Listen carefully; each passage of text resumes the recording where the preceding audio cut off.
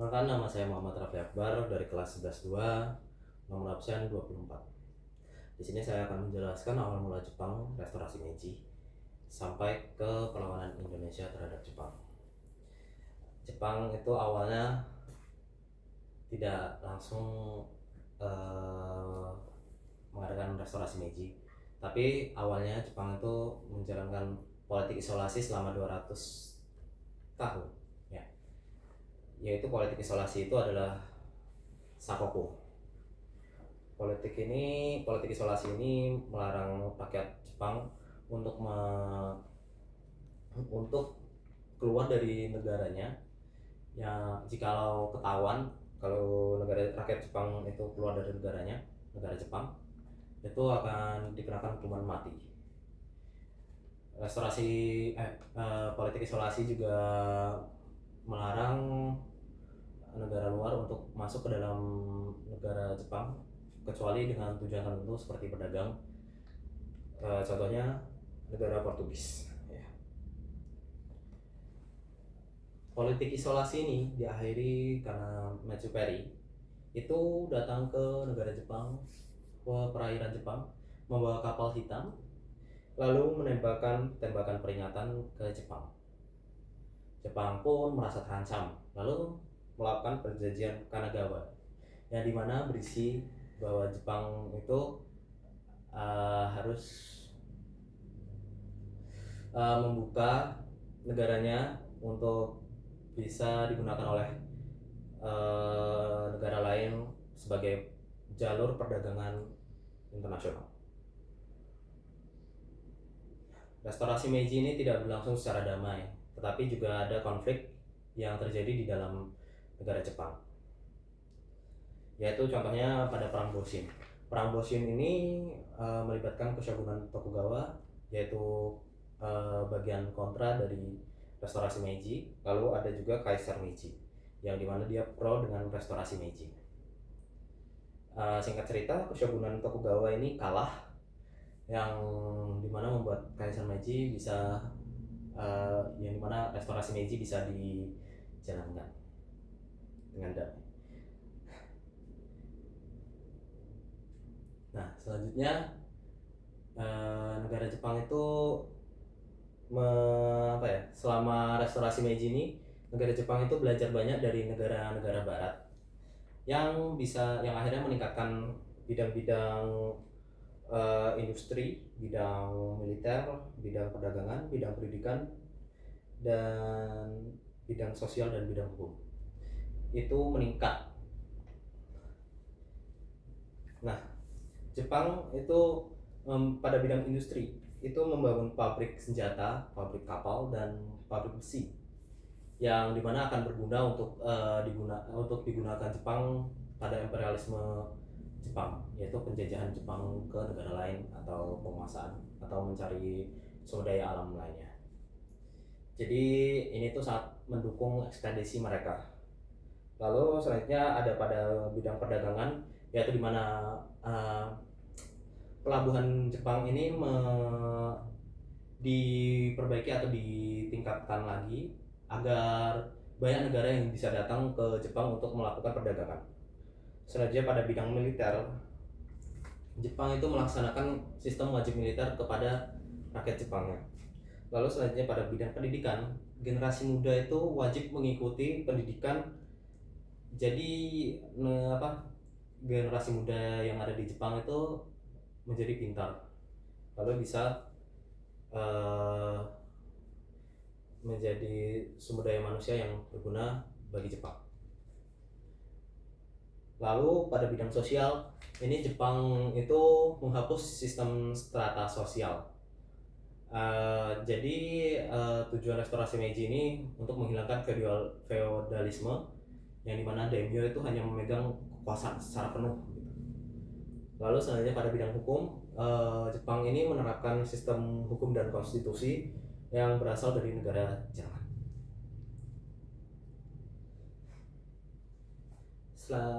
Selanjutnya ada imperialisme Jepang. Imperialisme Jepang ini diawali oleh restorasi Meiji. restorasi Meiji ini membangkitkan sifat ambisius Jepang untuk menguasai seluruh negara Asia. Dari restorasi Meiji ini kan memiliki dampak positif terhadap rakyat Jepang, yang dimana mereka bisa melakukan ekspor dan juga melakukan produksi untuk negara lain agar mendapatkan keuntungan lebih. Jadi ekonomi mereka meningkat. Nah, lambat laun juga mereka ingin mendapatkan keuntungan yang lebih lagi dengan cara mendapatkan sumber daya alam lebih dari imperialisme Jepang ini, dari penjajahan ke negara lain. Contohnya itu ada di Perang Sino, yaitu perang dengan Tiongkok untuk mendapatkan wilayah Korea. Lalu ada juga perang Rusia dengan Jepang, merebut wilayah Manchuria dan Korea. Lalu juga ada perang dunia.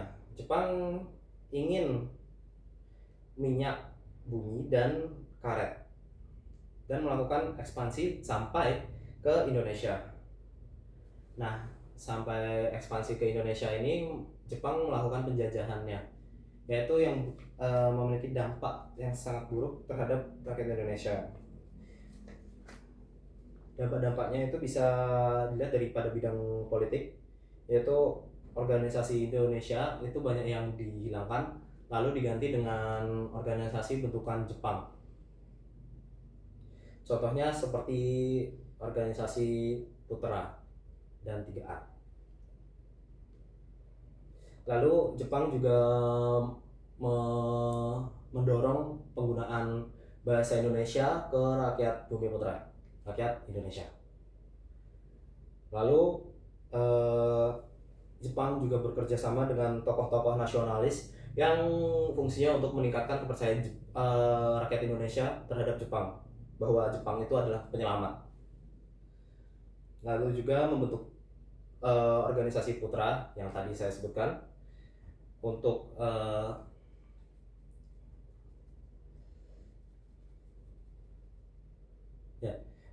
lalu selanjutnya ada Jepang membentuk Badan Chuo-Sangi-in, yang dimana badan ini berguna untuk menerima saran dari rakyat Bumi Putra untuk pemerintahan Jepang.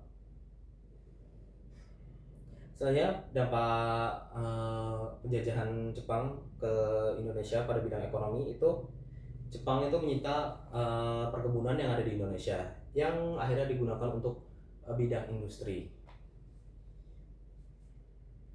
Lalu Jepang juga menerapkan sistem self-sufficiency ke beberapa daerah yang ada di Indonesia. Ya.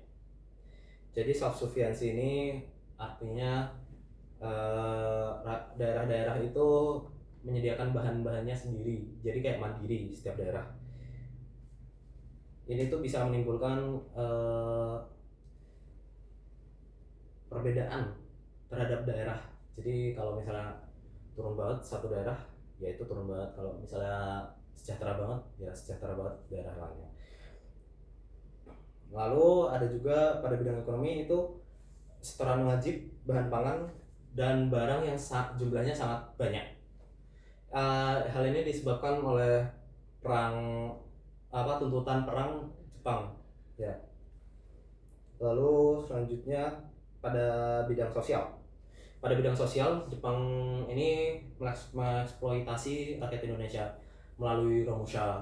Romusha ini merupakan sistem kerja paksa yang dimana rakyat-rakyat Indonesia ini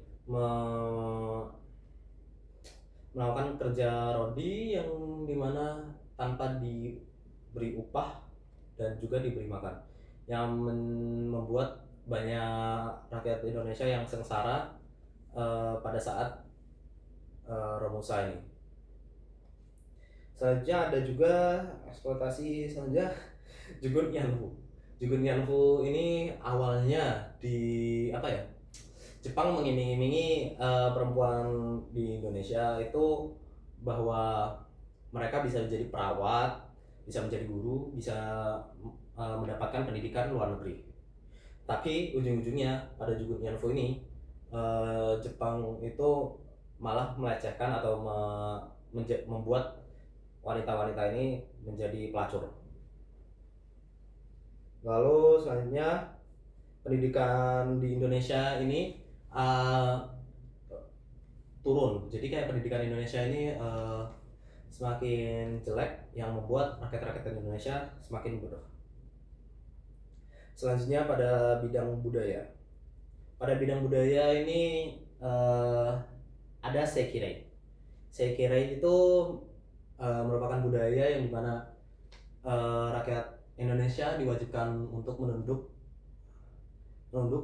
mengarah ke bendera Jepang seperti ini. Jadi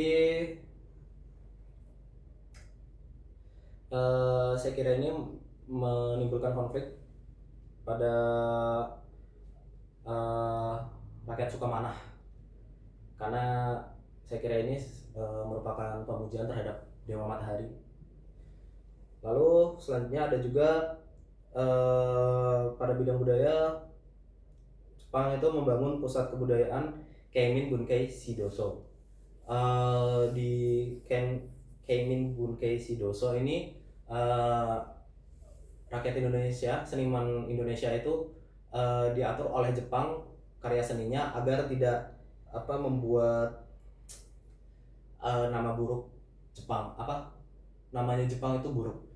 Jadi agar rakyat-rakyat Indonesia tetap nurut dengan Jepang, ya. Lalu selanjutnya Indonesia itu melakukan perlawanan terhadap Jepang, yaitu pada contohnya pada perlawanan Jepang melalui sikap kooperatif, ya contohnya itu pada Putra. Nah, Putra ini, organisasi Putra ini mengajarkan untuk menyemangati organisasi-organisasi atau rakyat Indonesia untuk tidak menyerah pada kemerdekaan Indonesia. Lalu pada selanjutnya ada juga perjuangan di bawah tanah ya, yaitu contohnya kelompok Sukarni. Kelompok Sukarni ini mereka melatih pemuda-pemuda untuk mendukung kemerdekaan Indonesia. Jadi ya kayak agar membangun semangat kemerdekaan Indonesia. Selanjutnya ada perlawanan bersenjata yang tadi saya sebutkan, perlawanan rakyat Sukamanah di Tasikmalaya. Itu tuh dikarenakan Seikirei yang dimana Seikirei itu bagi kiai dan anak-anak pondok pesantren di sana itu seperti mendustakan agama, karena menunduk ke bendera Jepang, yang dimana bendera Jepang itu kan merupakan Dewa Matahari, jadi kayak menduakan Tuhannya mereka gitu. Perang ini berakhir dengan rakyat Sukamanah itu kalah dengan Jepang karena persenjataan mereka yang sangat kurang dari Jepang, dan juga rakyat Sukamanah ini dibunuh semua yang mengikuti perang ini, ya. Lalu selanjutnya ada perang Indramayu. Perang ini dilatar belakangi oleh kebijakan Jepang yang buruk, yaitu kebijakan Romusa. Lalu kebijakan setoran wajib bahan pangan. Ini tuh membuat rakyat menderita karena Romusa itu sudah merenggut banyak nyawa orang. Juga setoran wajib bahan pangan ini merugikan para petani, ya. Lalu perang ini berakhir dengan kekalahan pada rakyat Indramayu. Rakyat Indramayu ini menyerangnya secara spontan, yang akhirnya Jepang yang akhirnya kalah melawan Jepang karena nggak ada rencana apa-apa, karena ini secara spontan. Lalu selanjutnya ada perlawanan bersenjata dari wilayah Aceh.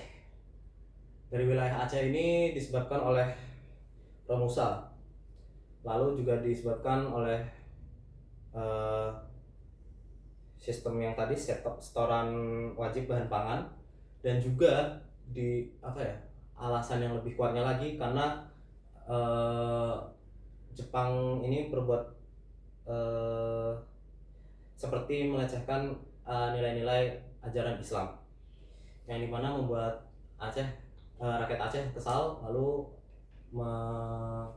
mendeklarasikan perang dengan Jepang. Perang ini juga berakhir dengan kekalahan. Lalu selanjutnya ada perlawanan peta di Blitar. Perlawanan peta di Blitar ini merupakan perang yang paling besar di antara perang-perang sebelumnya. Perang peta ini itu